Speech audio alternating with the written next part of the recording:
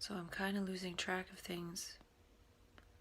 I'm glad to see my face looks back to some semblance of me. I had this weird sense that because I was standing in front of the mirror, it made my face look different. Like part of myself was looking at myself, even though I was looking at the camera, but it almost changed the way I looked to me with that extra mirror. I don't really know how to explain that, but I thought of that after the fact that I was kind of freaked out. And today, I've been up to almost the full dose of the Hearty Nutritionals. I took 3 in the morning, 3 at lunch, and 4 at dinner. So tomorrow will be my first day with the full dose of 4 3 times a day. And today, even though I still took 2 trazodone last night, as well as the Seroquel and lithium, today I was very playful.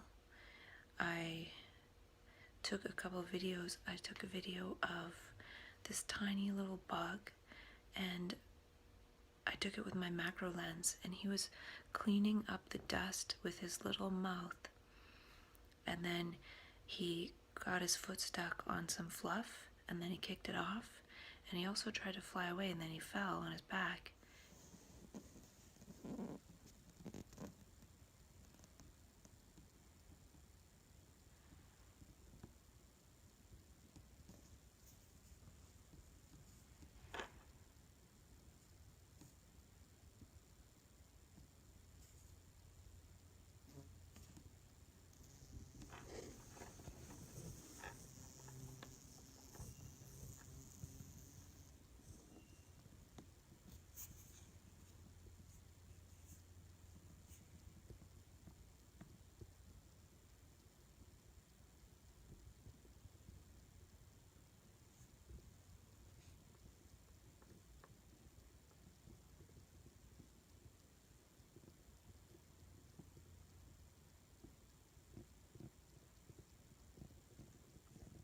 You're like a little vacuum.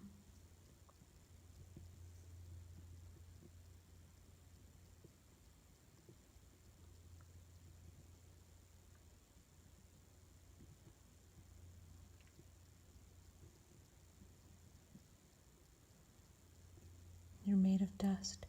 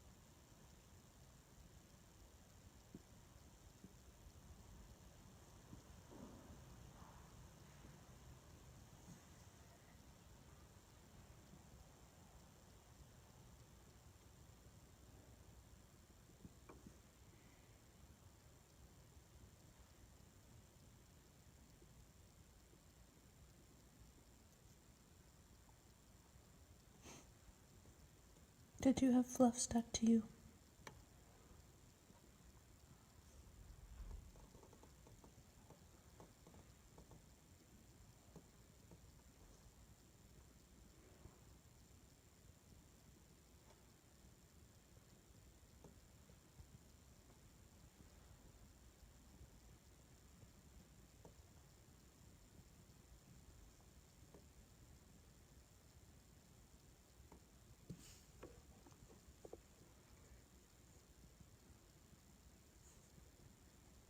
Anyways, the point of that is that really what I'm drawn to now, and I have been for a long time, I think, and maybe that's actually the conflict in a way, is being so attracted to beauty as opposed to distracted by, and having the perception of beauty be the fuel of my brain, yet working in mental health and it's so not beautiful, and it's a system that's so not beautiful imposed on people's brains who are having this transformation into beauty.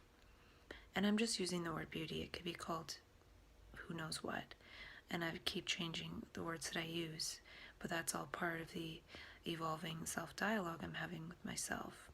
Evolving meaning, changing language, using language however I feel like it. But I feel like people who go through map consciousness a lot of times connect with beauty.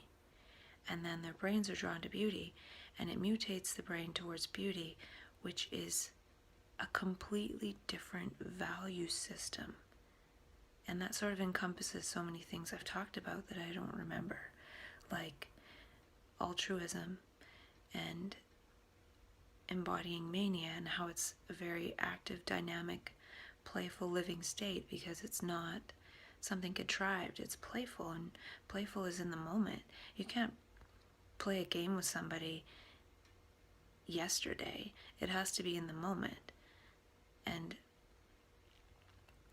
so anyway, I'm just sort of seeing this now, that the brain is now adapted to perceiving and unfolding beauty. So part of what I want to share moving forward, since it seems like I'm moving into the embodied mania aspect a little bit with myself here, is share some of the beauty that I capture, because my brain is very attuned to that. Spider only has 6 legs.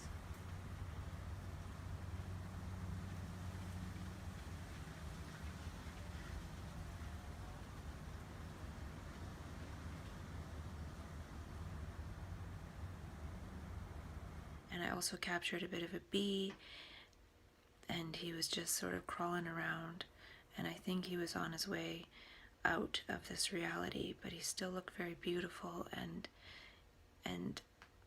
the way he moved was very beautiful, and I was super drawn to that.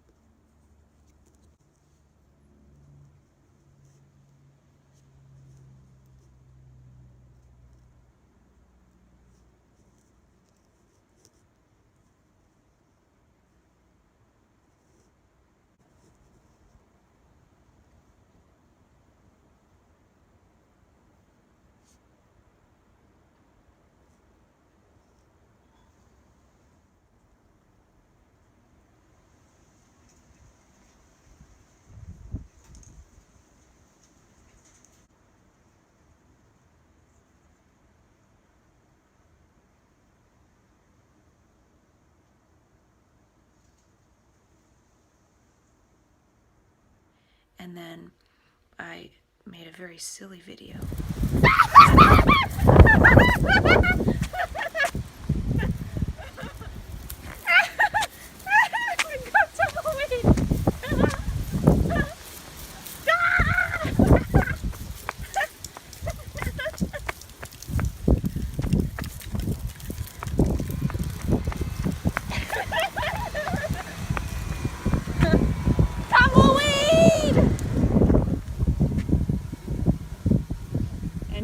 Tumbleweed rests. And I also took a very silly picture of oranges.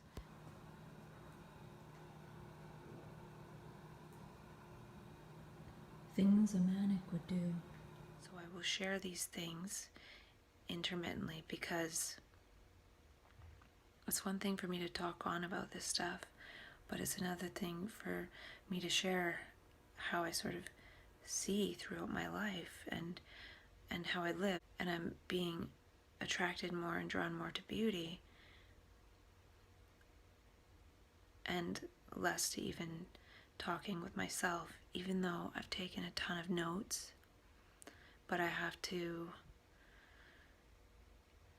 realize that now I've taken way too many notes to really keep up on in a given day. So I have to let that go and get to it when I get to it, as I get to it, and not let words overwhelm me. Or I don't want to end up spending 4 hours a day talking to myself when I'm in this beautiful place, even though I'm seeing a lot of different things that I do want to talk about. And I'm wondering about the pursuit of beauty. And it's not really something that needs to be pursued because it's all around. We pursue happiness and beauty is right there. But our brains can't see it. It can't calculate it. It doesn't understand it. It doesn't have those values in it because it has the values of thoughts and the system of society, which is not really how our nervous system is designed. Thought is against our neurology, and it contorts our neurology and warps our gestures. I'm actually seeing some of the stuff I was saying before in action somewhat. And I wonder if we can be entrained into beauty, if our brains can be entrained into beauty as opposed to thought. So may beauty entrain you. And since I won't be sharing any of this for a while, I don't think, and I keep sort of changing on how long it will be until I share it, but I really feel that I want to unfold the whole process of what I talked about, sort of harvesting and then practicing and then embodying. And I've even been seeing hints of how I might live as just a manic wandering with love, how to keep that energy embodied and not have it destroyed by the buzzkills. And I feel like being self-sufficient with my medication, being my own psychiatrist, has been one key because I don't have to explain myself and then be interpreted by that paradigm. I can interpret myself by my own context, and it's a context of wondering about it and know that I can still take the medication to have an effect. Of course, if I take a tranquilizer, it's going to tranquilize me, whether I think it's a mental illness or whether I think it's a fairy from another dimension. I promised I wouldn't talk about the fairy. Just kidding. My point is, it seems like I now have the benefits of the medication in terms of keeping my nervous system in check, and also the benefits of self-sufficiency, of not having to tell anything to people that will pathologize me. And, all this get help. We do need help and we need each other's help and support, but the get help and tell your story to somebody who's going to slap a label on you is not necessarily the best. So that's part of the journey too, is creating some kind of psychological safety for people to avoid being labeled, and also creating context for people to reframe their label if they want. Nobody has to do anything they don't want, but it's not cool that there's one main framework and then a few others that are trying to get in there. So yeah, lots to talk about. Feeling better even though taking extra drugs.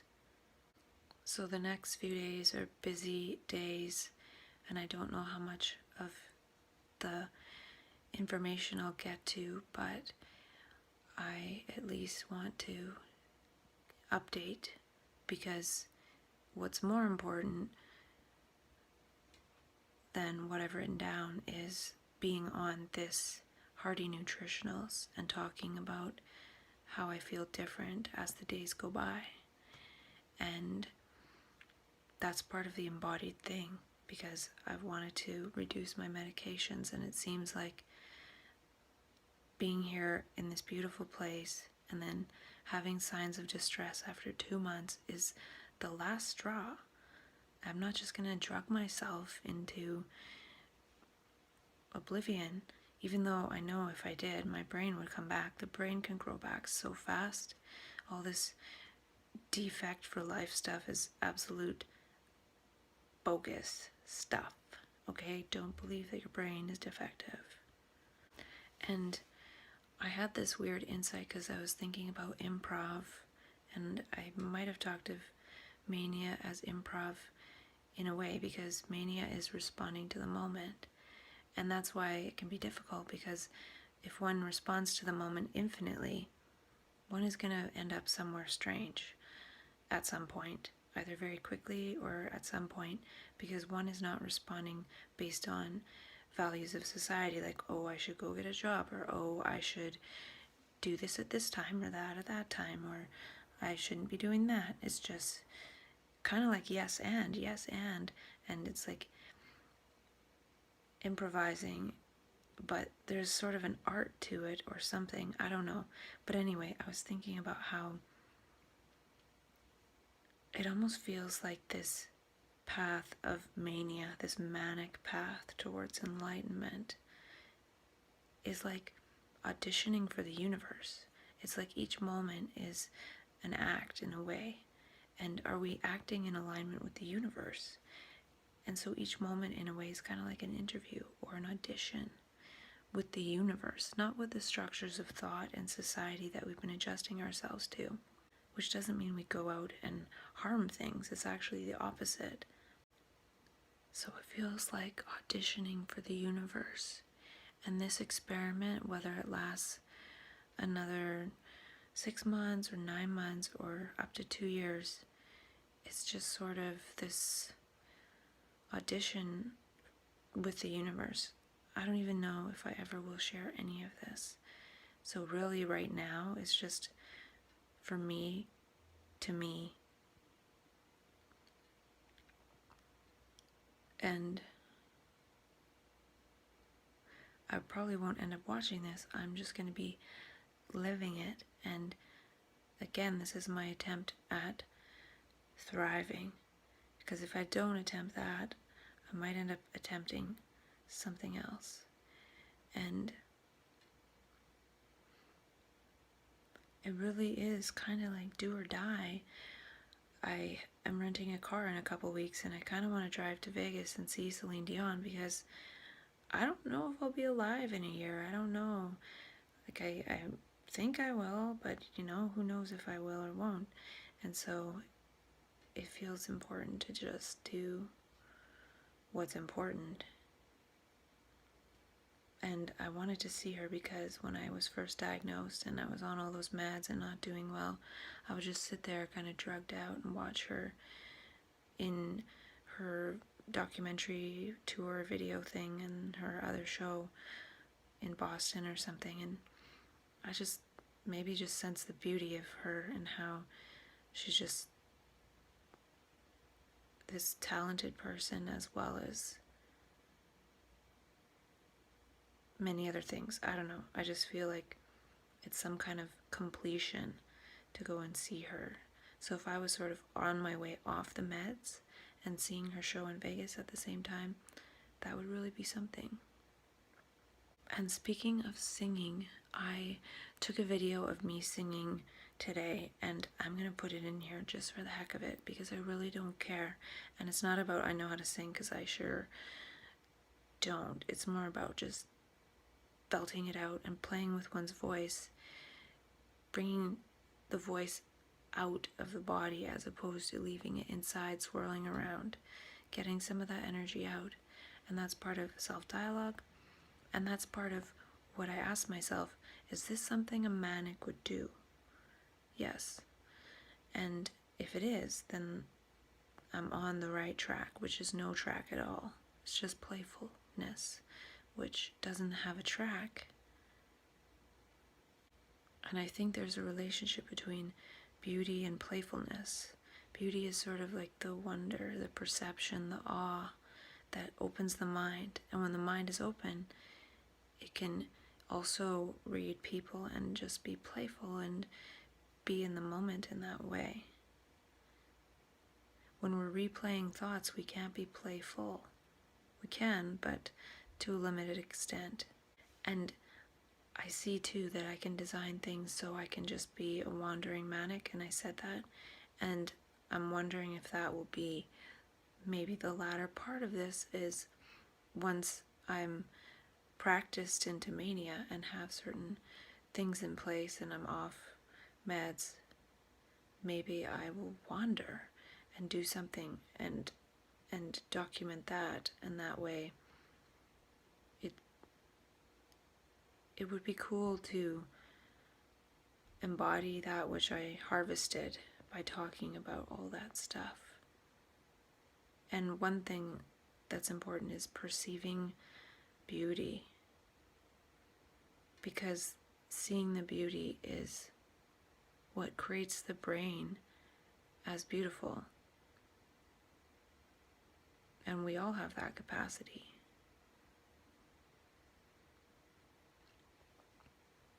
And part of this would be for people who have been labeled to see that their brain is actually beautiful and probably more attuned to beauty.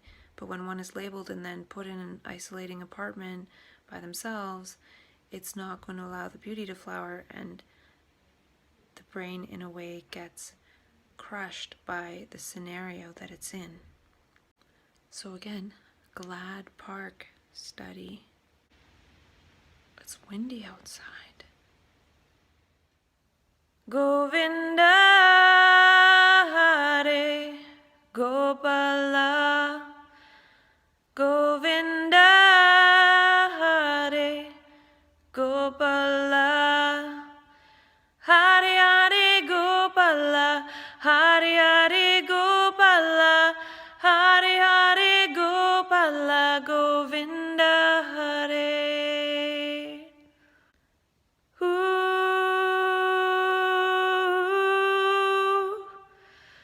Govinda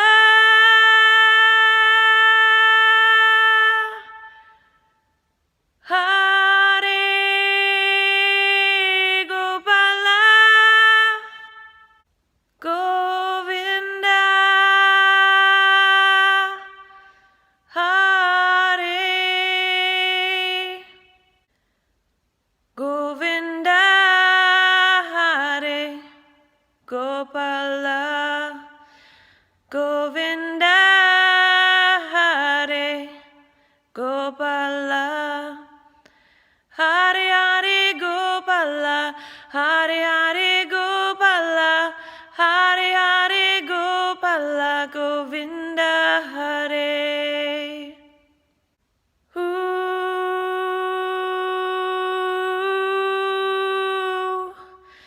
Govinda Hare Gopala, Govinda Hare, Govinda Hare Gopala, Govinda Hare Gopala, Hare Hare Gopala, Hare Hare Gopala, Hare Hare Gopala, Govinda Hare. Ooh,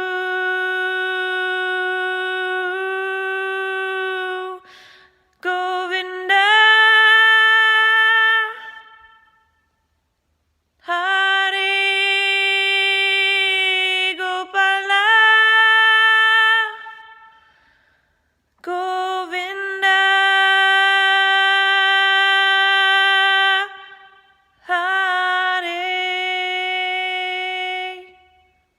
Govinda Hare Gopala, Govinda Hare Gopala,